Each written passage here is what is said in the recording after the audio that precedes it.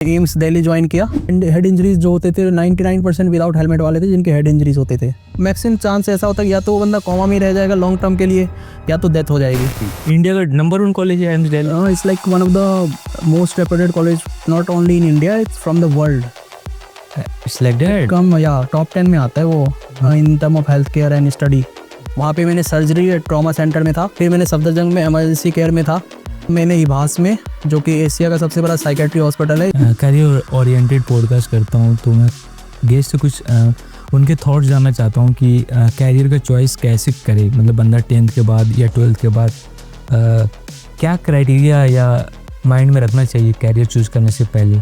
Salt तो मुझे लगता है इंडियन फूड में ही ज़्यादा यस वो एक बहुत बड़ा कल्प्रेट है बीपी का। आप अगर स्मोकिंग कर रहे हो, अल्कोहल कर रहे हो तो वो आपके गट हेल्थ को ख़राब ही करेगा। या आप ज़्यादा स्पाइस खा रहे हो तो जो स्टमक के सेल्स होते हैं वो डिस्ट्रॉयड होते हैं, फिर उससे एसिड प्रॉपर्ली एंड जो हार्मोन्स वगैरह रिलीज होते हैं वो सब इंजाइम्स होते हैं वो सब रिलीज नहीं हुए प्रॉपर्ली। अल्कोहल लीवर को अफेक्ट करता है, ठीक है, primarily it affect other part also, but smoking affect each and every part of the body. Obese का क्या इम्पैक्ट है, मतलब बॉडी पे डैमेज कितना करता है obese.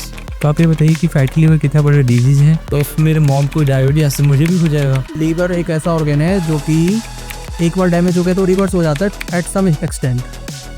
Liver is only organ yes, but lungs नहीं होता, लंग्स नहीं होगा, हार्ट नहीं होगा, नो अदर। रिप्लेस तो हो जाएगा, लंग रिप्लेस होगा बट उसके सक्सेस रेट बहुत कम है लंग के। इट्स लाइक बहुत कम। ये नहीं कि हमने स्मोक कर ली पूरी लाइफ एंड आप सोचिए हम लंग रिप्लेसमेंट करवा लेंगे।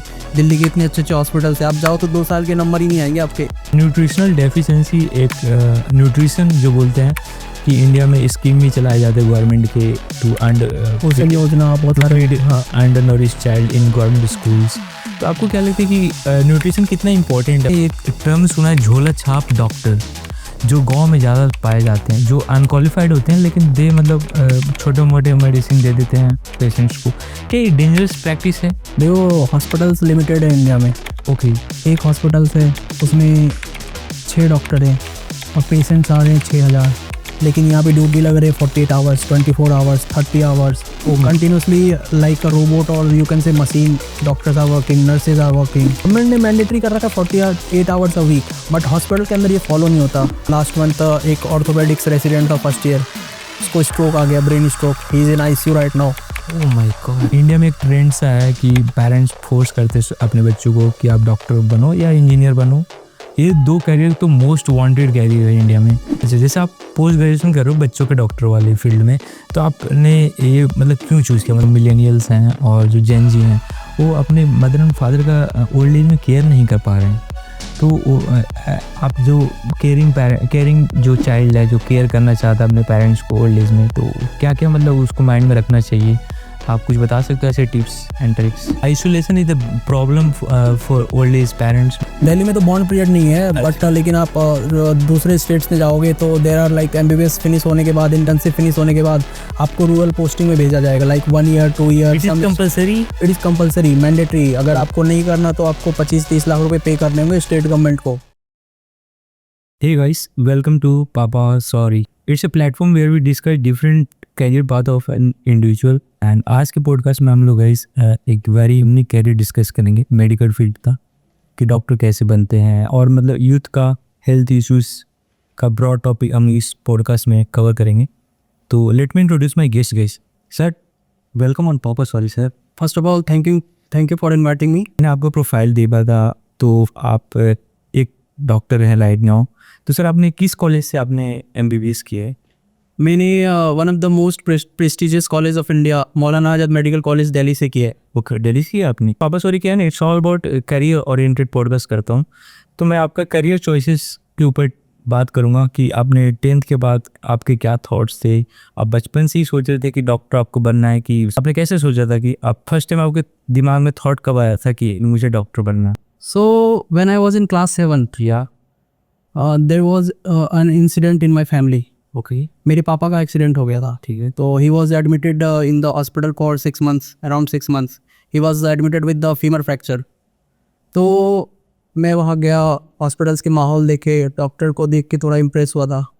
तो तभी से मैंने डिसाइड किया था कि मैं ट्राई करूँगा। ऐसा नहीं था कि मैं कर ही लूँगा, ओके बट मैं ट्राई करूँगा, अपना सारा 100% दूंगा, होना होगा तो हो जाएगा। बट बाय गॉड ग्रेस हो गया and got one of the best college in India, it's Maulana Azad. NEET की तैयारी आपने कब की स्टार्ट कर दी थी आपने?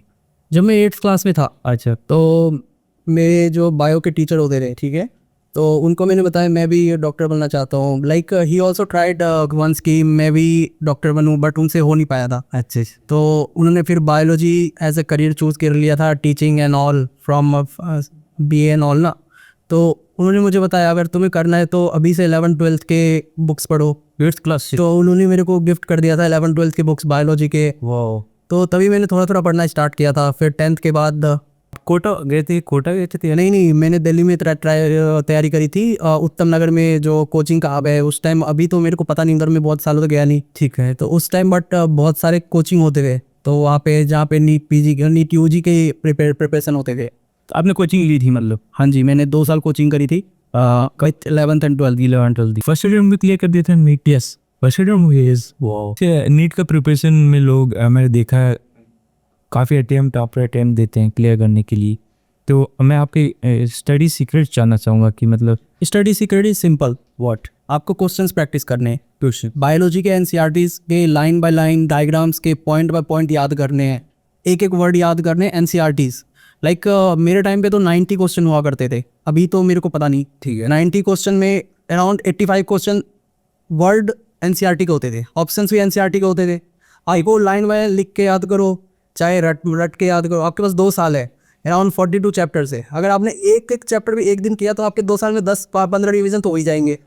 तो आप वो बस वर्ड बाय वर्ड आपको याद करने, सारे डायग्राम्स वर्ड बाय वर्ड आपको याद होने चाहिए। सही है, इन NCERTs। ओके।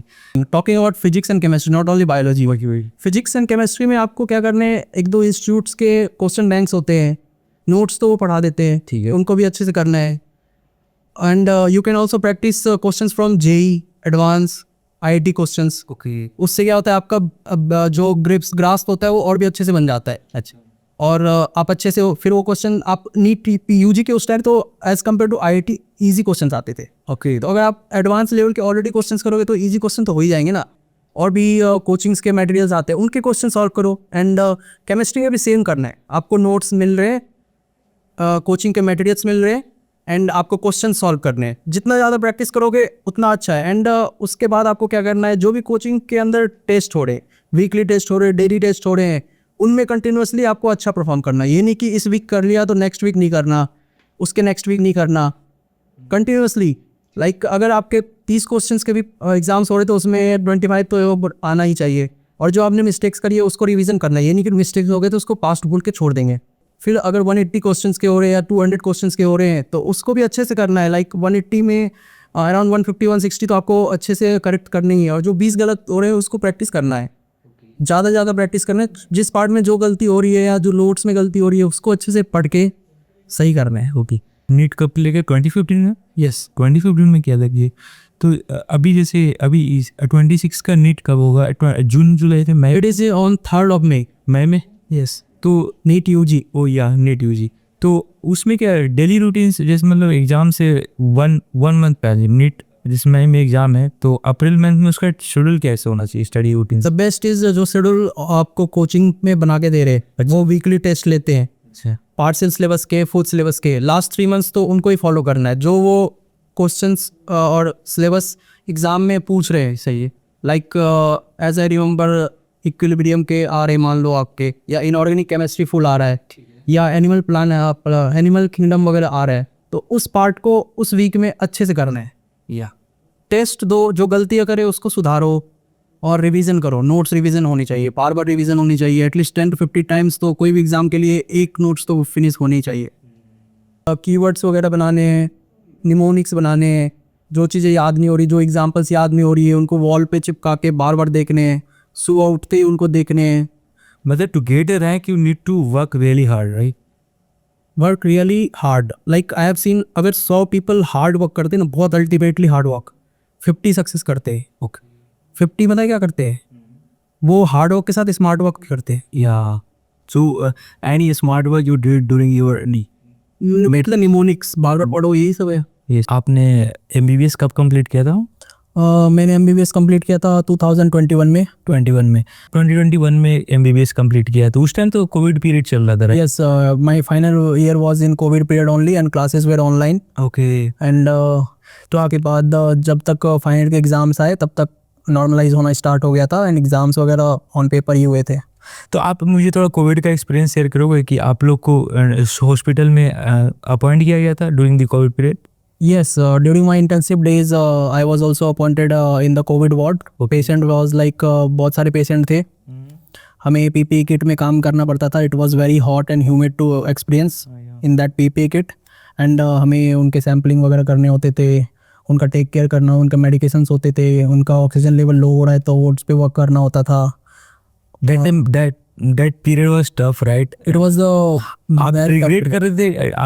आपने आपको ऐसा कभी feeling I during the Covid period जब आप वार्ड में थे कि मैंने कैरियर गलती से चूज कर लिया, I should have not chosen this career, मतलब ऐसा? नहीं, रिग्रेट तो मेरे को नहीं हुआ, बट मेरे को एक चीज़ बहुत सैड फील हुआ कि जब मैं फाइनल ईयर में था तो मेरे को ये नहीं पता था कि मैं अब पूरे फाइनल ईयर क्लासेस नहीं जा पाऊँगा। अच्छा। तो मेरे को पता ही नहीं था ये हमारा लास्ट डे है कॉलेज। बहुत सारे फ्रेंड को हमने मिला भी नहीं फाइनल ईयर के बाद। आप लोग का कॉन्वोकेशन नहीं हो पाया? कॉन्वोकेशन बहुत लेट हुआ था। अच्छा। उसमें भी सारे फ्रेंड्स नहीं आ पाते ना। हाँ, या तो जो भी बहुत कम आए थे तो उनसे मुलाकात हुई थी। इंटर्नशिप में भी ऐसा होता है कि सब इधर उधर रहते, कोई किसी डिपार्टमेंट में रहता है तो सब इधर उधर रहते हैं तो गेट टुगेदर हो नहीं पाता। तो अभी इंडिया में क्या चल रहा है सूरज सर कि जैसे आप एमबीबीएस कंप्लीट कर लिए तो एमबीबीएस के बाद कुछ ऐसा स्कीम है क्या आपको रूरल में काम करना है? एंड वो स्कीम लाइक दिस होता है? बॉन्ड पीरियड होते हैं। दिल्ली में थोड़ा एक्सप्लेन कीजिए। दिल्ली में तो बॉन्ड पीरियड नहीं है, बट लेकिन आप दूसरे स्टेट्स में जाओगे तो there are like MBBS finish होने के बाद, इंटर्नशिप फिनिश होने के बाद आपको रूरल पोस्टिंग में भेजा जाएगा, like 1 year 2 year. It is compulsory, mandatory. अगर आपको नहीं करना तो आपको 25-30 लाख रुपए पे करने होंगे स्टेट गवर्नमेंट को। Okay, then you can get free. और आपको बहुत सारे स्टेट्स होते हैं वो क्या करवाते हैं कि अगर आपने नीट पीजी का एग्ज़ाम साथ में क्वालिफाई कर लिया तो फिर आपका बॉन्ड ब्रेक हो सकता है कि आपने यूजी ख़त्म करी फिर आपने नीट पीजी करी तो आप पीजी में जाके ज्वाइन कर लो, लेकिन अगर आपने नहीं करी तो आपको रूरल सर्विसेज देने पड़ेंगे। अच्छा। किसी भी रिमोट कितने पीरियड तक देना पड़ता है? ये डिपेंड्स करता है कौन से स्टेट पे है। जैसे कुछ स्टेट्स 10 ईयर्स में मांगते हैं, कुछ स्टेट 5 ईयर्स में मांगते हैं। ओके, या ऐसा है नहीं? It is also after NEET PG. NEET PG के बाद भी ऐसा होता है कि आपको 3 ईयर्स कहीं देने होते हैं। तो it is compulsory for those student those who have taken government seat, ऐसा है कि? Yes, who have taken government seats. Private hospital में लाइक जो भी पोस्ट ग्रेजुएशन कर रहे हैं, अंडर ग्रेजुएट, तो प्राइवेट हॉस्पिटल्स में जो बहुत सारे होते हैं उनमें तो नहीं होता। अंडर ग्रेजुएट में भी नहीं होता, पोस्ट ग्रेजुएशन में नहीं होता। ठीक। पोस्ट ग्रेजुएशन में भी दिल्ली में 1 ईयर है, बट प्राइवेट में आप जैसे मैक्स अपने बगल में तो उसमें नहीं होता। नहीं। जैसे आपने 21 में ग्रेजुएशन कंप्लीट कर दिया, उसके बाद का आपका कैरियर फेज जाना चाहूँगा। और दिस इज 2026, 5 ईयर ऑलमोस्ट हो गया आपको, 4 ईयर्स हो गए ऑलमोस्ट वर्क करते हुए एज ए डॉक्टर। सो आप आपके एक्सपीरियंसेस शेयर कीजिए उस पीरियड का कि आप। In 4 years I have done internship from Loknayak Hospital. ठीक है। It was like all the 90 departments you have to go and give the services, like जो भी पेशेंट केयर करने होते हैं, ब्लड सैम्पलिंग, पॉलिस एंड ऑल।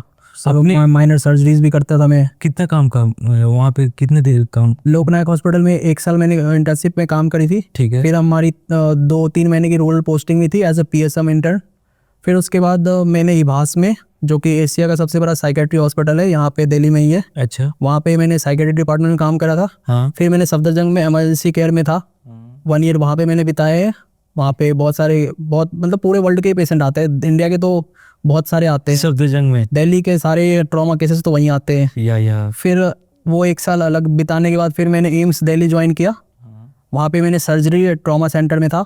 तो वहाँ पे दिल्ली के अंदर जितने भी रोड ट्रैफिक एक्सीडेंट थे, गन शॉट इंजरीज होते थे, एंड फॉल फ्रॉम हाइट या ट्रेन से इंजरी या कुछ भी ऐसा होता था, अब तो सब वो एम्स ट्रॉमा सेंटर में आते थे। ओके। सारे लीडर्स वगैरह वहीं आते थे, VIPs भी आते थे, सब आते थे। तो एक बार प्रेसिडेंट से मुलाकात हुई थी वैसे। This current president? No, it was like ex president. तो मतलब आप देखा जाए तो आप काफ़ी टॉप हॉस्पिटल में दिल्ली में काम करते हैं। वहाँ पे लीडर्स जो अभी पोस्टर लीडर्स भी, होम मिनिस्टर, वो सब भी आते रहते थे। प्रेसिडेंट प्राइम मिनिस्टर भी आते थे, कभी मैंने देखा है वहाँ पे आते हुए, सब आते थे, है ना। तो एम्स दिल्ली में, यस। ओके। तो आप एम्स दिल्ली इतना रेपुटेड, इंडिया का नंबर 1 कॉलेज है AIIMS Delhi? It's like one of the most reputed college, not only in India, it's from the world. It's like that? कम या टॉप 10 में आता है वो in term of health care and study. या सो अभी एम्स दिल्ली में ऐसा है कि सेपरेट एंट्रेंस लेता है, ऐसा था? सेपरेट एंट्रेंस होता उनका एमबीबीएस के कोर्स? उस टाइम होता था जब अब मैंने नहीं किया था। नहीं, अब नहीं होता, अब वो कॉमन नीट यूजी कर दिया गया है। ओके। तो आप जैसे ही बता रहे थे कि आप इंजरीज एंड एक्सीडेंट वाले फील्ड में थे एम्स दिल्ली में, आपने पेशेंट्स को हैंडल किया, तो आपको क्या लगता है one of the most common cause क्या था? 70% तो केसेस जो होते थे रोड ट्रैफिक एक्सीडेंट वाले, ओके वो hit by 4 wheeler, two wheeler okay या फॉल फ्रॉम हाइट होते थे। तो 70% केसेस होते थे under the influence of alcohol. Alcohol? जो अल्कोहल लेके बाइक चला रहे हैं, कार चला रहे हैं, तो उनका एक्सीडेंट 70% लोग वैसे होते थे। ओके 10% होते थे कि रोड में जो गड्ढे वड्ढे हैं उनसे गिर गए, ओके। एंड 20% कॉमनली जो हो जाते हैं। हेलमेट बोलते, हेलमेट विदाउट हेलमेट की वजह से भी? विदाउट हेलमेट में हेड इंजरीज जो होते थे, 99% विदाउट हेलमेट वाले थे जिनके हेड इंजरीज होते थे। तो हेड इंजरीज, मैंने सुना है कि one of the most important organ of the our body is, हाँ, हेड तो ही है, उसमें ब्रेन है। आपको अगर ब्रेन ही नहीं चलेगा तो फिर पूरा बॉडी है भी नहीं चला जाएगा। नहीं, तो इसलिए लोग बोलते हैं हेलमेट पहनना चाहिए। Helmet is must. लेकिन हेलमेट लाइटली लेता है इंडिया में इसको। तो तो आप मुझे ये बताइए, एग्जैक्टली मुझे ये बताइए कि अगर जो बंदा हेलमेट नहीं पहना और उसका एक्सीडेंट हो गया, और जो बंदा हेलमेट पहन रहा है उसका एक्सीडेंट हो गया, तो मतलब क्या मतलब विदाउट हेलमेट क्या क्या मतलब डैमेज हो सकता है ब्रेन? मतलब जो डैमेज होता है, लाइक हेलमेट नहीं पहनोगे आप और आपका एक्सीडेंट हो गया, तो 90% केसेस होते हैं कि विदाउट हेलमेट जो आपके हेड इंजरीज हो रहे हैं, तो उसमें क्या होता है कि आपके हेड में डिफरेंट पार्ट होते हैं, वर्टेक्स होते हैं, फ्रंटल होते हैं, पीछे वाला ऑसिपिटल होता है। तो वो डिपेंड करता है क्या, मतलब किसी रीजन में आपका लग गया तो इंटरनल ब्लीडिंग हो गई, हेमरेज बोलते हैं उसको, SDH हो गया, सब एरेक्नॉइड हेमरेज SAH हो गया, एक्स्ट्रा ड्यूरल हेमरेज होता है, EDH बोलते हैं उसको। Yes. वो आपको CT स्कैन में प्रॉपर्ली दिखेंगे। तो वो ब्लीडिंग अगर अंदर जमा हो गई तो फिर वो बंदा कोमा में जा सकता है।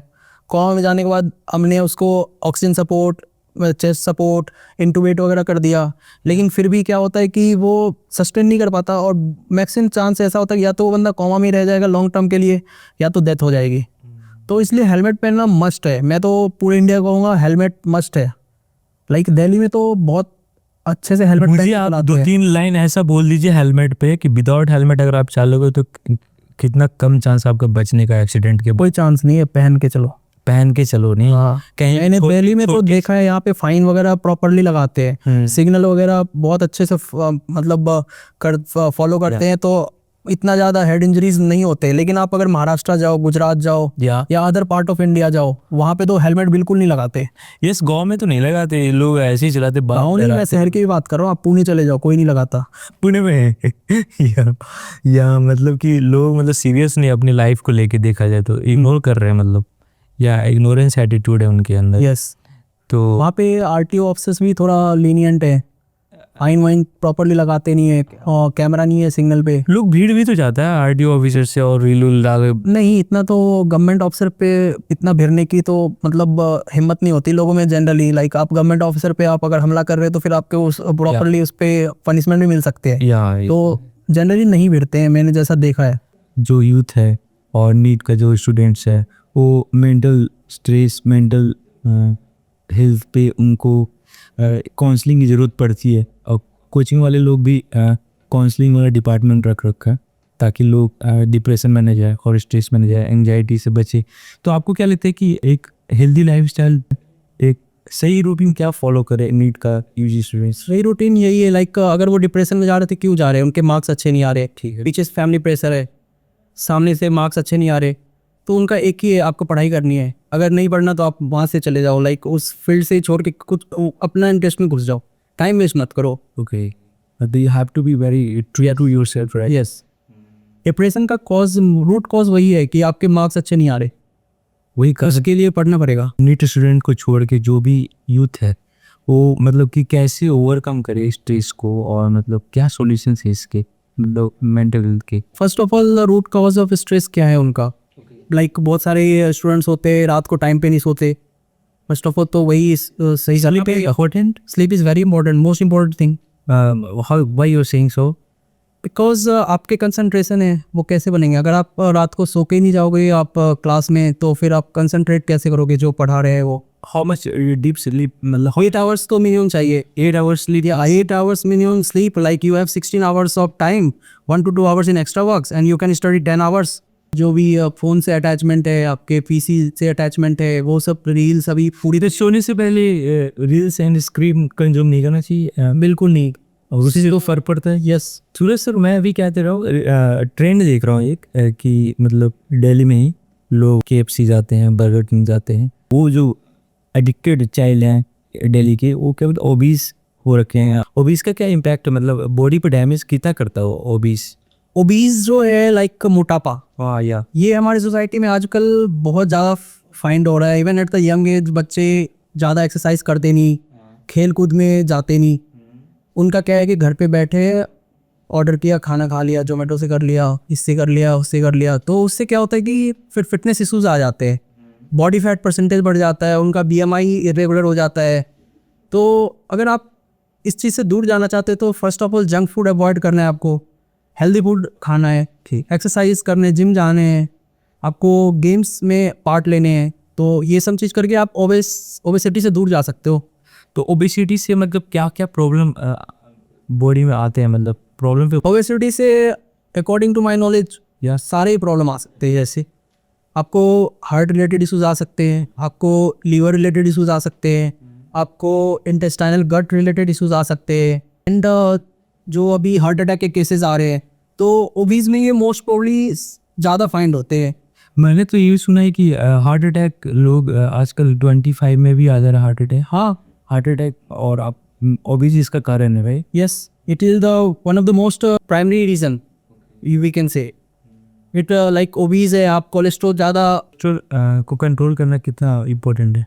कोलेस्ट्रॉल को कंट्रोल करना मतलब बहुत ज़्यादा इंपॉर्टेंट है। LDL है या LDL like direct bilirubin, indirect bilirubin है, उसमें ALP हाई है। तो LDL हाई है तो क्या है, मतलब उसमें आपको BMI देखना है, आपका BMI कितना है। BMI we can calculate from body weight and height. Yes, BMI को नॉर्मल रेंज में लाना है, बॉडी फैट परसेंटेज कैलकुलेट करना है। यू कैन यूज़ ChatGPT और Google Gemini to know how to calculate these things like BMI, body fat percentage. तो इसको आपको नॉर्मल रेंज में लाने के लिए आपका weight according to height properly manage होना चाहिए। एंड जो भी आप जंक फूड खा रहे हैं उसको आप ग्रीन लीफी वेजिटेबल से, आपको जो हम बचपन से पढ़ते आ रहे हैं, ये तो बहुत कॉमन चीज़ें हैं। यहाँ पर लोग प्रैक्टिस नहीं करते बिकॉज उनको टेस्ट बड में उनका आदत हो जाता है। लाइक आप मॉल गए तो बर्गर खा लिया, फ्राइज़ खा लिए। फ्राइज़ तो बहुत डेंजरस है, रीयूज्ड ऑयल्स वगैरह यूज़ होते हैं, तो it can severely impact your liver health. और ये देखा है कॉमन इशू फैटी लीवर एक बहुत बड़ा बिग प्रॉब्लम है। तो आप ये बताइए कि फैटी लीवर कितना बड़ा डिजीज़ है और मतलब कि क्या उसको रिड्यूस करने के लिए अपना सकते हैं, मतलब क्या क्या चीज़ें मतलब डाल सकते हैं लाइफ में ताकि। फैटी लीवर जो एक प्रोग्रेसिव डिजीज़ है। लाइक अगर आपको फैटी लिवर 30s 35 में आ रहा है तो वो चीज़ें 20 में स्टार्ट हुआ आपके हैबिट से। ओके, मोस्टली अभी यंग एज में जो आते हैं वो स्मोकिंग हो गया। एंड ये लोग लाइफस्टाइल को, ड्रिंकिंग एल्कोहल को लाइफस्टाइल बोलते हैं, बट वो चीज़ें तो नहीं करनी चाहिए। तो फैटी लिवर मेनली यही होता है। एंड स्पाइसी वगैरह जो खाते हैं अपन लोग, उसके वजह से तो यस, जो भी आप स्पाइसेस उल्टे खा रहे हो तो वो तो प्राइमरली आता है। ओके, एंड आप एक्सरसाइज नहीं कर रहे, आप ओबीज जो हमने ऑलरेडी अभी टॉक किया है, तो वो तो प्राइमरी कॉज है ओबेसिटी का। क्योंकि जो फैटी लिवर है, फैट्स आपके लीवर में स्टोर हो रहे हैं, तो अगर आप ज़्यादा खा रहे हो तभी तो फैट्स वो बन के स्टोर हो रहे हैं। तो अगर आप लिमिट में खाओ। सुरेश सर, जैसे बीपी एक बहुत बड़ा कॉमन प्रॉब्लम है इंडिया में। बीपी को लो रखना या मैनेज करने के लिए क्या क्या मतलब चीज़ें आदमी बरत सकता है? When you will take the history of a BP patient, ठीक है, तो दो चीज़ें 90% में कॉमन मिलेगी। एक वो नमक ज़्यादा खाते हैं, नमक की वजह से। दूसरा स्मोकिंग। Okay, smoking. तो ये दो जो रीज़न है ना, आपको 90% पेशेंट में मिल जाएंगे।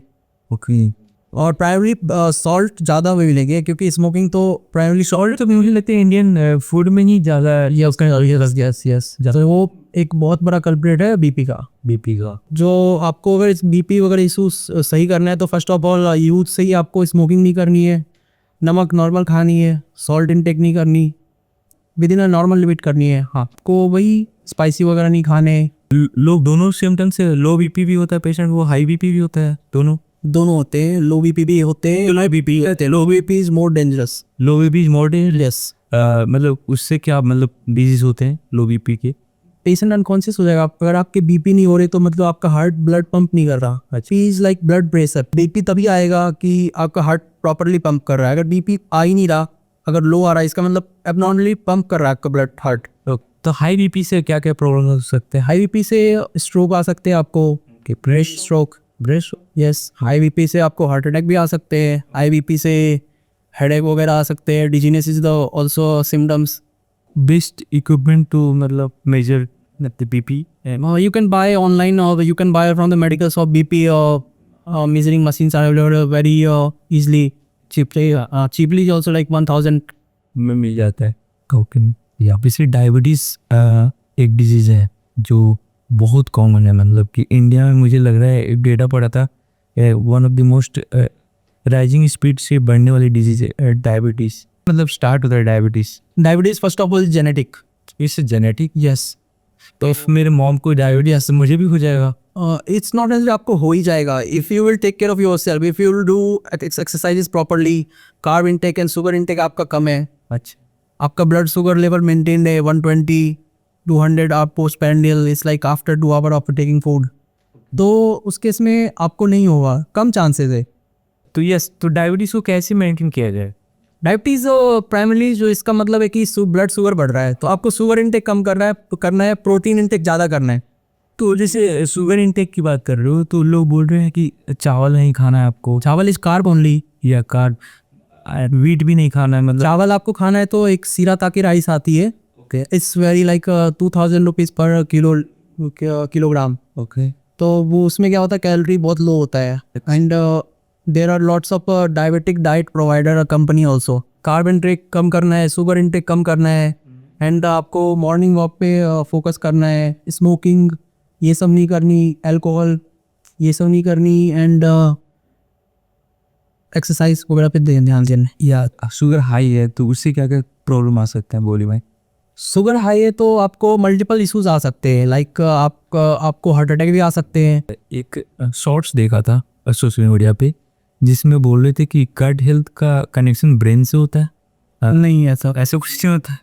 अगर आप अच्छा खाना खाओगे, अच्छे से मतलब हेल्दी फूड खाओगे तो आपका ब्रेन भी हेल्दी रहेगा, आपका पूरा बॉडी हेल्दी रहेगा, आपका पूरा मेंटल स्टेट हेल्दी रहेगा, आपका स्ट्रेस वगैरह कम होगा। तो it's like somehow related to that thing, not like it's properly related to gut. अगर अच्छा है तो आपका ब्रेन भी अच्छा होगा। कैसे मतलब गट हेल्थ सही रखा जाए आपके हिसाब से? गट हेल्थ तो like most common thing is जो कि फाउंड होता है बॉडी मतलब ह्यूमन बींग्स में, इट्स लाइक एसिडिटी, जो कि प्राइमरी सिम्टम्स लेके आते हैं। ठीक है, तो एसिडिटी के कॉजेज बहुत सारे हो सकते हैं, लाइक जो कि सारे डिजीज में होते हैं। लाइक मोस्टली स्मोकिंग करते हैं तो फिर आपके गट हेल्थ में वो ख़राब करता है। वो आप अल्कोहल ले रहे हो या ज़्यादा एसिड पी रहे हो, लाइक लेमन वाटर ज़्यादा कंज्यूम कर रहे हो, ठीक है, जो स्टमक होता है ऑलरेडी एसिड प्रोड्यूस करता है। तो एसिड प्रोड्यूस करता है वो ऑलरेडी आपका जो पीएच होता है वो एसिडिक होता है। और आप अगर स्मोकिंग कर रहे हो, अल्कोहल कर रहे हो, तो आपके गट हेल्थ को ख़राब ही करेगा। या आप ज़्यादा स्पाइस खा रहे हो तो जो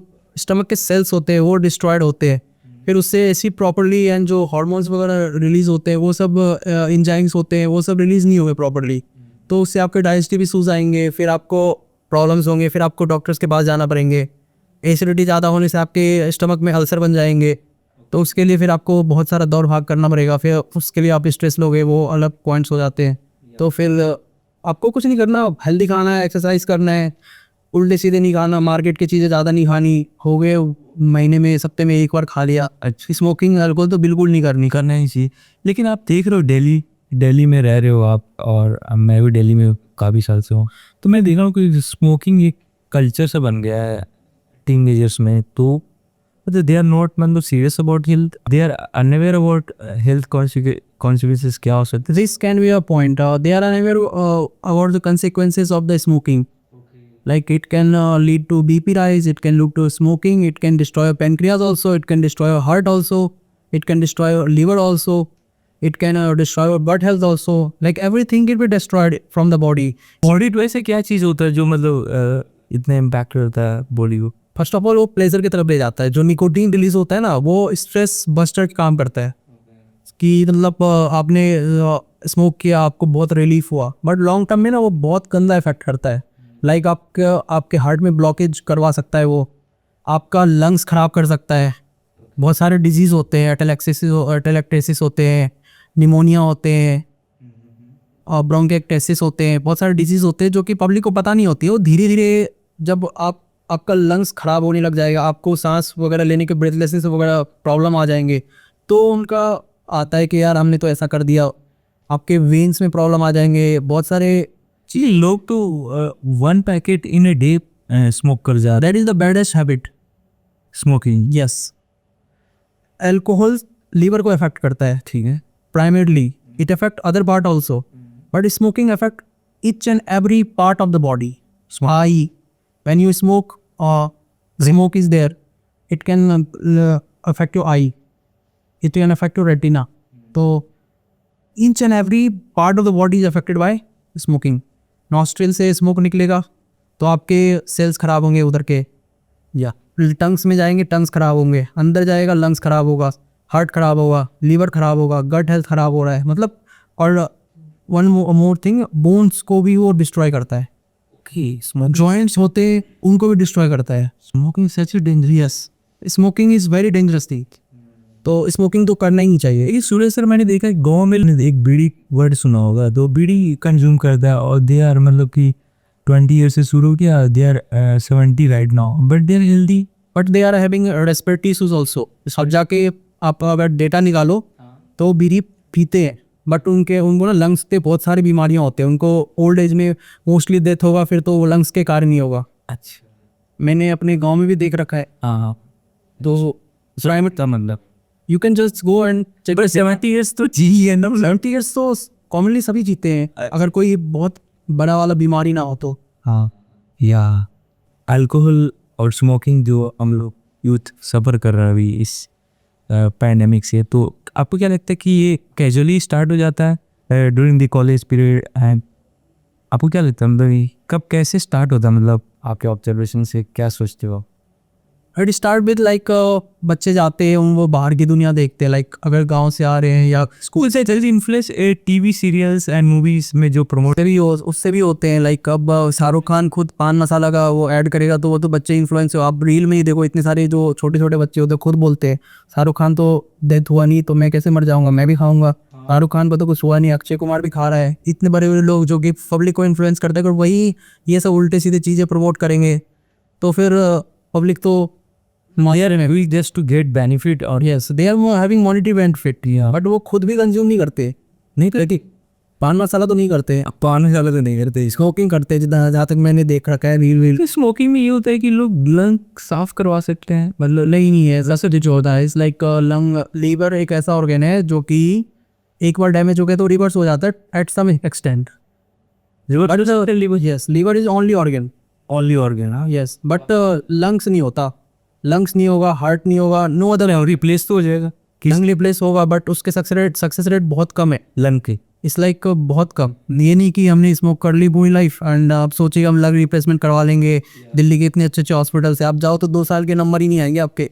बोलेंगे अभी 2 साल बाद आना, मतलब अभी बहुत लंबी लाइन लगी पड़ी है, जो भी अभी लाइन में पहले उन काम करेंगे वो भी पता नहीं होता जिंदा रहेंगे नहीं रहेंगे, वो ऐसा वाला सीन होता है। वो सही बात है। लीवर भी जाओ तो आप जाओ यहाँ पे ILBS है, ये मैं बता रहा हूँ, ठीक। तो वहाँ पे बस ये होता है ना नंबर नहीं आते, ठीक है, तो वहाँ पे जाओगे आपके 1.5-2 साल के नंबर नहीं आएंगे आपके, बड़े नहीं आने नहीं। वो बोलेंगे हम आपको लीवर तो दे देंगे बट आपका नाम नंबर में है, कब मिलेगा इसका कोई गारंटी नहीं। सही। और अगर मान लो आपको मिल भी गया और वो लग भी गया तो सक्सेस रेट बहुत कम है उसका। ये नहीं कि आप लग गया और आप बहुत मस्त निकल गए, ऐसा नहीं होगा।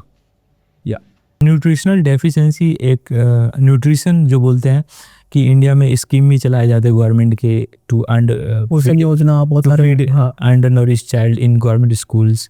तो आपको क्या लगता है कि न्यूट्रिशन कितना इंपॉर्टेंट है, मतलब बॉडी न्यूट्रिशन तो मोस्ट इम्पोर्टेंट है ना, just like most important nutrition vitamin कौन सा, मतलब सारे इंपॉर्टेंट है, विटामिन ए बी सी सब सारे इंपॉर्टेंट, सारे इंपॉर्टेंट है। कार्बोहाइड्रेट इंपॉर्टेंट है, फैट इंपॉर्टेंट है, प्रोटीन इंपॉर्टेंट है, but with in a limit.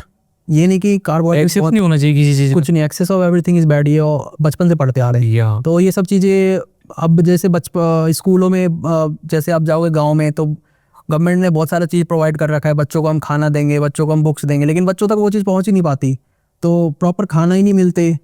ये बीच में बहुत सारे करप्शन एस्टेब्लिश्ड ऑलरेडी, गैप है, गुड गवर्नेंस का लैक है, ऑलमोस्ट ऑल एज ग्रुप में फाइंड होते हैं। Vitamin D deficiency, vitamin D पे मैं बोलना चाहूँगा, हम लोग, मेरे को जैसे मैं इंजीनियर हूँ बाय एजुकेशन, सो मुझे तो इतना ही नॉलेज अभी इतना रहता है कि vitamin D is important, but vitamin D सिर्फ सनलाइट से ले सकते हैं लोग, दिल्ली के लोग तो सनलाइट भी नहीं ले पा रहे हैं। तो आपको क्या लगता है कि सनलाइट मतलब कि नहीं ले, अगर सनलाइट नहीं ले पा रहा है कोई, तो उसका विटामिन डी कैसे पूरा होगा? मतलब कुछ टैबलेट आते हैं, सैसे आते हैं, टैबलेट्स भी आते हैं, सब कुछ आते हैं जो मार्केट में अवेलेबल है। सैसे होता है कि वीकली लेना है आपको मिल्क के साथ मिक्स करके, तो वो बेस्ट आउटकम देता है। जो विटामिन डी डेफिशिएंसी के पेशेंट्स आते हैं वो मिल आएंगे आपको, नी पेन हो गया, बैक पेन हो गया, नेक पेन होता है, हैंड में भी पेन होता है, फुल बॉडी भी पेन होता है, बहुत वीक फील करेंगे विटामिन डी से। यस, आपके बोन्स ही हेल्दी नहीं रहेंगे तो फिर आप स्टैंड कैसे करोगे? तो विटामिन डी डेफिशिएंसी बहुत कॉमनली फाइंड होता है। फीमेल्स में आपको आयरन, फॉलिक एसिड, ये सब डेफिशिएंसी फाइंड होंगे। हेमोग्लोबिन डेफिशिएंसी होगा जस्ट बिकॉज उनके पीरियड्स वगैरह आते हैं तो फिर ब्लीडिंग वगैरह प्रॉपरली मतलब हो जाते हैं ना, तो फिर वो सब भी डेफिशिएंसी कॉमनली फाइंड होता है। One more thing, vitamin B12 भी बहुत डेफिशिएंट होता है, तो उसके लिए टैबलेट्स आते हैं। ये टैबलेट लेनी चाहिए विटामिन डी? यस विटामिन की टैबलेट लेना चाहिए, multivitamin available in the market, you can take, लेनी चाहिए मतलब? यस ऑन डेली बेसिस, या ऑन डेली बेसिस ही मिलते हैं वो, जो कि मल्टीपल विटामिन आपको जितना रिक्वायर्ड होता है इन अ सिंगल डे वो आपको पूरे करके दे देते हैं, तो बेस्ट है ना। लाइक आपको जो इंडिया में जो मील्स खाते हैं उसके साइड इफेक्ट्स नहीं, साइड इफेक्ट्स इतने नहीं होते, मतलब सो होते हैं, सही रहता है, जो कि मेजॉरिटी ऑफ पॉपुलेशन में नहीं आते। जिम का बहुत ट्रेंड हो गया है, जिम का, और लोग प्रोटीन लेते हैं जिम में जाने के लिए। तो प्रोटीन क्या होता है, मतलब उसमें क्या, मतलब विच काइंड? वे प्रोटीन जो मैंने सुना है वो सबसे बेस्ट है। बेस्ट है वो? हाँ, वो शायद कॉस्टली भी होता है, वो कॉस्टली होता है बट ठीक होता है। एंड जब आप प्रोटीन ले रहे हो या कोई सप्लीमेंट ले रहे हो तो आपको किडनी लीवर के टेस्ट लाइक मंथली और बाय मंथली करवाते रहना चाहिए। ओके, KFT वगैरह देखते रहना चाहिए कि किडनी में कोई प्रॉब्लम तो नहीं आ गया, क्योंकि आपका जो भी आप ले रहे हो तो फिल्टर आउट तो आप किडनी से इवेंचुअली होना है, तो आपको वो सब देखना पड़ेगा। हर कंपनी का प्रोटीन सही नहीं होता। I will suggest not to take protein, I will suggest कि आप चिकन ब्रेस्ट खाओ, एग्स खाओ। अच्छा, बेस्ट अल्टरनेटिव टू प्रोटीन? हाँ, यस दीज आर, ये सब स्पिनच वगैरह खाओ, ओके, वेजीज खाओ, तो ये सब बेस्ट ही अल्टरनेटिव। प्रोटीन आप ना करो अभी तो बहुत लेना चाहिए, like it can go in the kidney ना, तो आपको इवेंचुअली फिल्टर आउट वहीं से होने हैं, तो कुछ प्रोटीन्स के साइड इफेक्ट्स बहुत होते हैं। तो मतलब महंगा वाला अच्छा वाला प्रोटीन लेना? ऐसा कुछ नहीं है, महंगा बिक रहा है तो बहुत अच्छा होगा, ऐसा कुछ नहीं है। मार्केट में क्या बिक रहा है हमें भी नहीं पता। ओके, मैंने ये देखा है कि जो इंडियन यूथ है, जो मिलेनियल्स हैं और जो जेन जी हैं, वो अपने मदर एंड फादर का ओल्ड एज में केयर नहीं कर पा रहे हैं। तो आप जो केयरिंग जो चाइल्ड है, जो केयर करना चाहता है अपने पेरेंट्स को ओल्ड एज में, तो क्या क्या मतलब उसको माइंड में रखना चाहिए? आप कुछ बता सकते हो ऐसे टिप्स एंड ट्रिक्स? माइंड में रखनी चाहिए that mom and dad is blood pressure, BPs check करवाते ना? यस, ये तो होनी चाहिए। मॉम एंड डैड को जो है एक गिफ्ट की तरह रखना चाहिए, कि बहुत लोग होते हैं कि मॉम डैड होते ही नहीं उनके, तो तुम्हारे पास है तो तुम्हें टेक केयर करनी चाहिए, उनके हेल्थ इश्यूज़ को मॉनिटर करने चाहिए, बीपी, पल्स, जो भी डायबिटीज़ है तो उनका ब्लड शुगर, HbA1c लेवल, ये सब आपको मेंटेन करना पड़ेगा। एंड रेगुलर चेकअप्स के लिए जाना पड़ेगा। एंड उनको मोटिवेट करो कि आप सुबह सुबह पार्क में जाओ, आप फ्री रहो, अच्छे से stress free life Jio, so that वो लॉन्ग टर्म के लिए अपने बीच रहे एंड अच्छे से। मतलब ऐसा लगता है isolation is the problem for old age parents? Yeah, many people like go out of India and they isolate their parents here. तो दिल्ली में आप देखोगे बहुत सारा केसेस, बहुत सारे हैं, ओल्ड एज में भी आपको मिल जाएंगे बहुत सारे। Like when I was in psychiatry department, तो वहाँ एक ओल्ड एज होम भी सेपरेटेड था, तो उनको पता ही नहीं होता था। लाइक मैं मोस्टली ओल्ड एज में होता है कि डिमेंशिया हो जाता है, उसमें भूल जाते हैं कि एड्रेस भी क्या है, तो वो लोग ओल्ड एज में छोड़ के भाग जाते हैं। अब ना उनको पता है उनका घर कहाँ है, और वो लोग देखने भी नहीं आते अपने पेरेंट्स को, तो वो सब चीज़ें नहीं करनी चाहिए। या तो वो मम्मी पापा को अच्छे से रखो और खुश रखो उनको ज़्यादा प्रॉब्लम नहीं क्रिएट करना है। मैं आर्टिकल्स पढ़ते रहता हूँ न्यूज़पेपर, टॉक्सिसिटी इन हॉस्पिटल, इतना टॉक्सिसिटी क्यों बढ़ गया मतलब हॉस्पिटल्स में, जो मुझे लगता है नहीं बढ़ना चाहिए, क्या कारण लगते हैं आपको? देखो हॉस्पिटल्स लिमिटेड है इंडिया में। ओके। एक हॉस्पिटल्स है उसमें 6 डॉक्टर हैं और पेशेंट्स आ रहे हैं 6000। ओके। डॉक्टर्स जो आइडियल ह्यूमन बींग्स होते हैं उनको 8 आवर बेसिक स्लीप तो चाहिए होता है, लेकिन यहाँ पे ड्यूटी लग रही है 48 hours, 24 hours, 30 hours continuously, like a robot, और you can say machine. Doctors are working, nurses are working in most Delhi hospitals. Nurses तो थोड़े नालायक भी हैं, लेकिन दिल्ली में तो, एम्स दिल्ली में ऐसा नहीं है। वहाँ पे हार्ड वर्किंग नर्सेज देखे हैं मैंने। आपने नर्सिस? तो डॉक्टर्स अगर 48 आवर्स ड्यूटी करेंगे, फिर आप उनको रेस्ट भी नहीं दे रहे, मतलब 10 घंटे आप घर पे जाओ, फिर 10 घंटे बाद वापस आ जाओ, फिर से 48 घंटे ड्यूटी करने, 30 घंटे ड्यूटी करने, 24 घंटे ड्यूटी करने। मतलब कोई चॉइसेस नहीं है, कोई चॉइस नहीं। गवर्नमेंट ने मैंडेटरी कर रखा है 48 hours a week, but hospital के अंदर ये फॉलो नहीं होता। अगर आप नहीं करोगे तो सीनियर्स परेशान करेंगे कि नहीं नहीं करना पड़ेगा, काम है करना पड़ेगा। सीनियर्स रहते हैं रूम में बैठे रहते हैं, वो भी मतलब एज अ रिसोर्स तो काम कर सकते हैं, बट वो थोड़ा चिल मार के रहते हैं, रेस्ट करके रहते हैं, तो सारा कुछ जूनियर डॉक्टर्स पे डाल देते हैं। अच्छा। तो वो चीज़ें इसकी वजह से ज़्यादा प्रेशर बन जा रहा है। इससे ज़्यादा प्रेशर हो रहा है क्योंकि लिमिटेड रिसोर्सेज है, फिर ज़्यादा ड्यूटी करोगे, फिर डॉक्टर्स के भी हेल्थ इश्यूज आ रहे हैं। अभी मेरे कॉलेजेस में लाइक लास्ट मंथ एक ऑर्थोपेडिक्स रेसिडेंट था फर्स्ट ईयर, उसको स्ट्रोक आ गया, brain stroke. He is in ICU right now. Oh my God. तो इट्स लाइक वर्क बहुत सीरियस इशू रहा है। यस, वो बहुत ज़्यादा वर्क प्रेशर पे इतना लोड हो रहा है, तो फिर और सब कुछ आप जूनियर पे डाल रहे हो, फिर आप उनको सोने भी नहीं दे रहे, स्ट्रेस भी नहीं दोगे, काम करते रहो एज अ रोबोट, तो फिर आपको हेल्थ इश्यूज आएंगे ही। बहुत सारे डॉक्टर तो बन जा रहे हैं, बट उनके लीवर फंक्शन में प्रॉब्लम हो रही है, उनके हार्ट में प्रॉब्लम हो रही है। मतलब आप लोग दूसरे का इलाज करते हैं, आप लोग को ही मतलब हेल्थ इश्यूज फेस करना पड़ जाए। हेल्थ इशू इसलिए आ रहे हैं क्योंकि ठीक से रेस्ट नहीं मिल रहा, ठीक से खाना नहीं खा रहे, डेली आपको बाथ लेने का टाइम नहीं मिल रहा, ब्रश नहीं कर रहे टाइम पे, तो आपको हेल्थ इश्यूज आएंगे ही, just because you have lots of work pending. Suraj bro, जैसे मैंने एक टर्म सुना है, झोला छाप डॉक्टर, जो गांव में ज़्यादा पाए जाते हैं, जो अनक्वालिफाइड होते हैं, लेकिन दे मतलब छोटे मोटे मेडिसिन दे देते हैं पेशेंट्स को। क्या ये डेंजरस प्रैक्टिस है आपको? It is a very dangerous practice prevailing in the society. ये तो one of the most dangerous है इन हेल्थ के सेक्टर। लाइक मैंने देख रखा है, आज भी एक पेशेंट आया, she was like 7 years old baby and she was just having fever since 2 days, और उसको झोला छाप डॉक्टर ने कोई इंजेक्शन दे दिया था, और फिर she was brought dead in our hospital. Just they were crying like हमें बचा लो, हमारे बच्चे को बचा लो, तो हम नहीं कर सकते because she is already dead. या previously like lots of patients came with same history, like हमने ट्रीटमेंट करवाया था पीछे किसी से, वो ऐसे ही था without any prescription. We ask them for prescription also, हमें दिखाओ पर्चा, तो वो बोलते नहीं नहीं हमने तो ऐसे ट्रीटमेंट करवा लिया था, उन्होंने दवाई दिया था, इंजेक्शंस दिए थे, मेडिसिन दिए थे, फिर ऐसा हो गए बच्चे, फिर हम यहाँ आ गए। तो ये सब चीज़ें नहीं होनी चाहिए।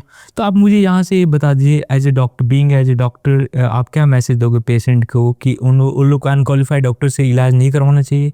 मैं यही कहना चाहूँगा, अगर डॉक्टर्स पैसे ले रहे हैं तो थोड़ा जिम्मेदारी भी ले रहे हैं, तो आप एक अच्छे वैलिड डॉक्टर के पास जाएं और अपना प्रॉपर ट्रीटमेंट करवाएं। ये नहीं कि किसी के पास 2 पैसे कम बचाने के चक्कर में तो आप वैसे लोगों के पास ना जाए जहां आपका गलत ट्रीटमेंट हो जाए और आपको कुछ सीरियस इश्यूज बाद में फेस करने पड़ जाए। जिससे मैंने ये देखा है कि डॉक्टर लोग इतना हार्डवर्क करके 8-10 साल की पढ़ाई करने के बाद वो लोग नहीं चाहता कि रूरल इंडिया को सर्व करे, मतलब गांव में जाके सर्विस नहीं देना चाहता। तो इसके वजह से गांव में ये इशू आ जा रहे हैं कि अच्छे डॉक्टर नहीं मिल पा रहे उन लोग को। तो आप एक ये जो इश्यूज है रूरल इंडिया का, वो कैसे सॉल्व होगा? मतलब आप कुछ रूरल इंडिया में डॉक्टर्स इसलिए नहीं जाना चाहते क्योंकि फैसिलिटी नहीं है वहाँ पे। फैसिलिटी क्यों नहीं है? गवर्नमेंट फंड्स तो अलॉट कर देती है, लेकिन वहाँ पे प्रॉपरली मैनेज नहीं हो रहा। लाइक आपको ईसीजी मशीन नहीं है, एसी तो लगा हुआ है, एसी चल ही नहीं रहा, चेयर्स तो लगे पड़े टूटे पड़े हैं, तो डॉक्टर्स क्यों जाना चाहेंगे वहाँ? लाइक वहाँ पे अब फैसिलिटी तो सफ़र करेंगे क्योंकि गवर्नमेंट ही प्रॉपरली मैनेज नहीं कर रहे, जितना जो चीज़ नेसेसरी है वो नहीं दे रहे। डॉक्टर्स तो रेडी है वहाँ पे जाके सर्व करने के, लेकिन आप उनको प्रॉपर वो तो दो, तभी इंफ्रास्ट्रक्चर की कमी है। इंफ्रास्ट्रक्चर नहीं दोगे तो क्यों जाएंगे वहाँ पे? सिक्योरिटी दो, आप सिक्योरिटी नहीं दो वहाँ पे, आप देखोगे डॉक्टर पे अटैक हो जाते हैं, वहाँ पे कोई गार्ड्स नहीं रहते, तो फिर क्यों जाएंगे वहाँ पे? हाँ, अच्छा, डॉक्टर को अटैक कर देता patient, right? Career oriented podcast करता हूँ, तो मैं गेस्ट से कुछ उनके थॉट्स जानना चाहता हूँ कि कैरियर का चॉइस कैसे करे, मतलब बंदा 10th के बाद या 12th के बाद क्या क्राइटेरिया या माइंड में रखना चाहिए कैरियर चूज़ करने से पहले। मतलब जैसे आप डॉक्टर बनना, आप तो मुझे लग रहा है कि बचपन से ही चाहते थे डॉक्टर बनना और आपने चूज़ कर लिया, लेकिन जैसे कोई इंडिया में एक ट्रेंड सा है कि पेरेंट्स फोर्स करते अपने बच्चों को कि आप डॉक्टर बनो या इंजीनियर बनो। ये दो कैरियर तो मोस्ट वांटेड कैरियर है इंडिया में। तो आपको क्या लगना चाहिए कि पेरेंट्स के द्वारा प्रेशराइज करना चाहिए इन दो फील्ड के लिए, आपको आपके हिसाब से? देखो, मैं तो ये कहना चाहूँगा कि अगर अनइंटरेस्टेड कैंडिडेट है और डॉक्टर चूज़ कर लिया उसने, तो वो क्या सर्वाइव कर पाएगा as a doctor? As a doctor तो सर्वाइव कर ही लेगा। लाइक धीरे धीरे तो अगर वो उसने एमबीबीएस कंप्लीट कर ली, फिर उसने कुछ फेलोशिप्स या यूजी नीट पीजी वगैरह कर लिया, तो सर्वाइव तो करना ही है, क्योंकि उसके पास स्किल्स आ जाएंगे। ओके। बट 10th-12th में अगर आपको जो अच्छा लगे वो चूज़ करो। ये नहीं कि आपको कॉमर्स अच्छा लग रहा है तो जाके बायोलॉजी उठा लो, ये नहीं कि आपको मैथ्स अच्छा लग रहा है तो कुछ और उठा लो, ये नहीं कि मतलब आपको डॉक्टर बनना है तो आप आईएएस की तैयारी स्टार्ट करवा दो। तो वो नहीं होना चाहिए, जो आपको अच्छा लगे वही करो। Interest is the utmost important. बाद में क्या है, मनी मैटर्स करते हैं, और पैसे सब कोई कमा लेता है जो अर्निंग करना चाहता है। जो बिल्कुल ही नहीं चाहता कि मुझे करना ही नहीं है, तो उनको जॉब भी नहीं मिलेगा। जॉब सबको ही मिल जाते हैं। मैंने तो इतना देखा है कि जो थोड़ा भी ट्राई कर रहे होते, धीरे धीरे करके सबको मिल ही जाता है। मतलब किसी भी फील्ड में कैरियर बनाया जा सकता है। यस, इट्स नॉट लाइक आप डॉक्टर ही बन के बहुत मतलब ऊपर चले जाओगे, ऐसा कुछ नहीं होता ना। तो मुझे आप ये बताइए कि एज ए डॉक्टर ऐसा मोमेंट आपके कैरियर में आया हो, इमोशनल मोमेंट, उस टाइम आपको फील हुआ कि प्राउड फील हुआ अपने ऊपर कि आप डॉक्टर हो और ये डिजीज़ का इलाज कर दिया किसी पेशेंट का, ऐसा कुछ है मोमेंट आया अभी तक आपके कैरियर में? ऐसा तो कुछ नहीं हुआ। डेली बेसिस पे तो बहुत सारे पेशेंट आते, ठीक होके जाते हैं, कुछ फील ही नहीं हुआ कि मैंने बहुत अच्छा कर दिया। ऐसा फील नहीं होता रियली में? तो मतलब लोग तो डॉक्टर को गॉड बोलते हैं ना इंडिया में। यहाँ पे भी आते हैं, कोई आता है, मैं इधर देख रहा हूँ तो इधर 500 रुपये डाल के चले जाते हैं, पता भी नहीं चलता। कोई चॉकलेट लेके आया, for what? Thanking, gratitude, out of gratitude. Yes, कोई केक दे के चला जाता है, कोई फ्लावर्स दे के चला जाता है, तो ये सब तो होता रहता है। बट मेरे को कभी ऐसा कुछ नहीं फील हुआ कि मैं बहुत अच्छा कर रहा हूँ। ठीक आते हैं डेली बेसिस। आज भी मैंने हॉस्पिटल में मतलब 10-15 पेशेंट को ठीक करके भेजे हैं। मतलब 4 घंटे ड्यूटी करी थी, तो पीट्स के बहुत सारे पेशेंट आए। अच्छा, तो वो सब ठीक होके जाते हैं। बट ऐसा कुछ फील नहीं हुआ आज तक कि बहुत अच्छा कर लिया मैंने। जैसे आप एमबीबीएस का मूवी देखो, एमबीबीएस संजय दत्त वाला, जो उसमें बोलता है कि उसका जो डॉक्टर जब बीमार पड़ जाता है तो उसका बाप अपनी बेटी का इलाज नहीं कर पाता क्योंकि वो डॉक्टर, उसका डॉक्टर। लेकिन ऐसा कुछ इमोशनल अटैचमेंट, डी अटैचमेंट चाहिए to become good doctor? Attachment तो आज तक नहीं हुआ मेरे को कुछ डॉक्टर पेशेंट से। नो, नहीं हुआ। नहीं मतलब to become good doctor you should detach, मतलब patient. To become a good doctor so it depends कि आप किस डिपार्टमेंट में हो। लाइक 19 सब्जेक्ट्स है, डिपार्टमेंट्स अराउंड 30 अराउंड है। ओके। लाइक बहुत सारे एक्स्ट्रा डिपार्टमेंट भी ऐड हो जाते हैं apart from subjects. Like palliative care हो जाते हैं, जो कि हम इंटरनली पढ़ते हैं ड्यूरिंग एमबीबीएस। ओके। तो आप अगर सर्जरी कर रहे हो या ऑर्थोपेडिक्स कर रहे हो, तो आपका प्रैक्टिस कितना अच्छा है, कितना अच्छा आपने बहुत सारे केसेस कर रखे हैं, तो आपका माइंड कितना शार्प है फॉर दैट पार्टिकुलर केस। तो उस केस में आप एक अच्छा सर्जन बनोगे, एक अच्छा ऑर्थोपेडिशियन बनोगे। आपने पीड्स कर रखा है, पीडियाट्रिक्स, जो कि मैं अभी कर रहा हूँ। अब पोस्ट ग्रेजुएशन आप इसी में कर रहे हो? यस, पीडियाट्रिक्स है। ठीक है। आप अगर मान लो पीडियाट्रिक्स में हो, आप अगर मेडिसिन में हो, तो इट्स लाइक आपने कितना अच्छा बुक से सब कुछ कंसेप्ट क्लियर कर रखा है, एंड आपके हैंड्स ऑन कितने अच्छे हैं फॉर द पेशेंट्स। कौन से इन्वेस्टिगेशंस करवाने हैं, कौन से मेडिकेशंस बेस्ट सूट करेंगे, किसके साइड इफ़ेक्ट्स नहीं आने चाहिए। पैथ वगैरह है तो आपने कितना अच्छा प्रैक्टिस कर रखा है in blood bank and laboratories, ये इस पे डिपेंड करते हैं। एनेस्थीसिया है, उसमें भी आपने कितना with surgeon in the OT practice कर रखा है, जो भी एनेस्थेटिक ड्रग है। And depends on the departments, आपने उस डिपार्टमेंट में कितना अच्छा कर रखा है, तो आप उतना अच्छा डॉक्टर्स बनोगे। मतलब जैसे कि आप ये कहना चाह रहे हो कि आप ड्यूरिंग द एमबीबीएस पीरियड में आपको एक्सपोजर जो मिलता है उस पीरियड में आप डेवलप कर सकते हो किस चीज़ में? That's the point. During the MBBS postings होती है, फिर आपके इंटर्नशिप्स होते हैं, फिर आप पोस्ट ग्रेजुएशन करते हो या कोई फेलोशिप्स करते हो in from the that particular department और पार्टिकुलर थिंग। तो वो चीज़ें आपके ब्रेन में फिर एक्टिव होती है, तो फिर on the basis of that you can choose career, मतलब particular career, right? Particular career, you can become a good doctor. Okay. अच्छा, जैसे आप पोस्ट ग्रेजुएशन कर रहे हो बच्चों के डॉक्टर वाले फील्ड में, तो आपने ये मतलब क्यों चूज़ किया, मतलब चाइल्डहुड वाला ही? फर्स्ट ऑफ ऑल मेरे को बच्चे खेलते हुए बहुत अच्छे लगते हैं और उनको थोड़ा पढ़ाने वढ़ाने में, बचपन से बच्चे दिखते तो मैं उनको पढ़ाने में बहुत ज़्यादा एक्टिव हूँ। तो मेरे को बच्चे थोड़ा ज़्यादा एक्टिव है। और सेकंड फैक्टर ये है कि अदर डिपार्टमेंट में मेडिसिन है, सर्जरी है, ऑर्थो है, इनमें ना बहुत ज़्यादा स्ट्रेसफुल ड्यूटीज़ हैं। अच्छा, स्ट्रेस ज़्यादा है, तो वो उतना स्ट्रेसफुल मेरे को लाइफ चाहिए नहीं था, तो मैंने पीड्स डिपार्टमेंट यूथ चूज़ किया। मैं और भी अच्छे डिपार्टमेंट यूथ चूज़ कर सकता था, साइकेट्री जिसमें बहुत कम स्ट्रेस है या नॉन क्लिनिकल है, बट मेरे को क्लिनिकल चाहिए था विद लेस स्ट्रेस। ओके, इसलिए आपने चूज़ किया। यस, ये पीडियाट्रिक्स एक ऐसा डिपार्टमेंट है जो उसमें सबसे कम स्ट्रेस है with good clinical experience. Okay, तो ठीक तो है। मुझे लगा कि पीडियाट्रिक्स में तो बोलते हैं कि लेडी डॉक्टर ज़्यादा प्रेफरेबल होते हैं, ऐसा कुछ है? ऐसा तो कुछ नहीं होता। ओबीजी गायनी में होता है कि जो लेडीज़ के डॉक्टर होते हैं वो ज़्यादा प्रेफर करते हैं गायनी में, फीमेल जो होते हैं कि हम फीमेल को ही जाके दिखाएंगे, तो ओबीजी में गायनी में तो ज़्यादा वो प्रेफर करते हैं। ओके, पोस्ट ग्रेजुएशन करने के लिए या जॉब के लिए डॉक्टर, इंडियन डॉक्टर अलाउ है फॉरेन कंट्री में कि कुछ अलग क्वालिफिकेशन चाहिए होता है उनको? बहुत सारे डॉक्टर्स जो होते हैं for better lifestyle, tax benefit वहाँ ज़्यादा मिलता है तो इंडिया छोड़ के जाते हैं। Like with same tax benefit, India में रोड्स अच्छे नहीं है बट वहाँ पे रोड्स अच्छे हैं, फैसिलिटीज़ अच्छे हैं, जाते हैं। मोस्टली लंदन जाते हैं, यूनाइटेड किंगडम, यूरोप जाते हैं, यूरोप के देशों में जाते हैं, मैंने यूएस भी जाते हैं। यूएसए के टॉप डॉक्टर से इंडियंस ओरिजिन के हैं। यस, बहुत सारे इंडियन ओरिजिन के टॉप डॉक्टर्स। आप नरेश त्रिहान को ले लो जो मेदांता के चीफ हैं, वो भी यूएस में काम करके आए थे। अच्छा, तो वैसे बहुत सारे डॉक्टर्स उधर हैं। फिर ऑस्ट्रेलिया जाते हैं, न्यूजीलैंड जाते हैं, ऐसे बहुत सारे देश जाते हैं, जर्मनी जाते हैं। एंड मोस्ट प्रेफर्ड कंट्री क्या है, मतलब डॉक्टर? मोस्ट प्रिफर्ड तो इंग्लिश स्पीकिंग कंट्रीज है। ओके, लाइक जर्मनी में जर्मन मैंडेटरी है जो कि इतना आसान नहीं होता क्रैक करना। Yes yes. तो जर्मनी मतलब यूके ज़्यादा जाते हैं, ऑस्ट्रेलिया ज़्यादा जाते हैं, यूएसए सबसे ज़्यादा जाते हैं। बट जो सबसे ज़्यादा सैलरी प्रोवाइडिंग कंट्रीज़ है वो है लग्जमबर्ग एंड जर्मनी। ये दोनों नेबर कंट्रीज़ है, तो ये सबसे ज़्यादा मतलब सैलरीज प्रोवाइड करते हैं, but due to language barrier वहाँ जा नहीं पाते लोग। एंड अगर आपको यूके जाना है तो आपको जस्ट लाइक एफएमजी एग्ज़ाम होता है जो बाहर से पढ़ के आते हैं यहाँ लाइसेंसिंग एग्ज़ाम देने के लिए, इंडिया में लाइसेंस होने के लिए, तो यूके के लिए प्लैब एग्ज़ाम होता है, यूएस के लिए यूएसएमएलई एग्ज़ाम होता है। उसको क्रैक करना पड़ेगा तभी प्रैक्टिस कर सकते हो। Yes, it is like 3 stage examination. Okay, तो first stage is basic OET and IELTS, जो कि इंग्लिश प्रोफिशिएंसी टेस्ट या मैंने भी क्लियर किया है। आपने क्या अब प्लान कर रहे हो फॉरेन जाने का? प्लान किया था बट मेरे को ज़्यादा अच्छा नहीं लगा क्योंकि अभी passport issue and visa issue चल रहे, तो मैंने उसको ड्रॉप करके फिर मैंने पोस्ट ग्रेजुएशन इन पीड्स ज्वाइन कर लिया। इससे अच्छे खासे अर्निंग हो जाएगी, लाइफ चलेगा अच्छा।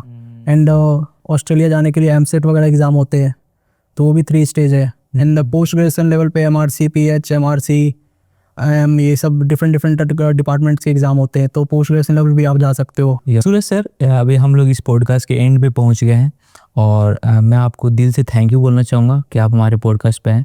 Thank you so much and thank you again for inviting me. आपको कैसा लगा, मतलब ये पॉडकास्ट का एक्सपीरियंस आपको कैसा रहा? Good, it's very good. आप अपनी तरह की जिंदगी नहीं जी पा रहे तो आप सक्सेसफुल नहीं है। हमें सोसाइटी जो है वो डाल देती है इस ढर्रे पे कि आप क्या अचीव करेंगे, आप क्या बनेंगे, और आप उसी रट के अंदर हमेशा उसी दौड़ में लगे रहते हैं और आप अचीव करते जाते हैं, एक्यूमुलेट करते जाते हैं, and then finally you realise कि यू आर नॉट सक्सेसफुल। लोगों के लिए आपको परसेप्शन है कि आप सक्सेसफुल हैं, बट आप अगर अपनी तरह की जिंदगी नहीं जी पा रहे हैं तो आप सक्सेसफुल नहीं हैं।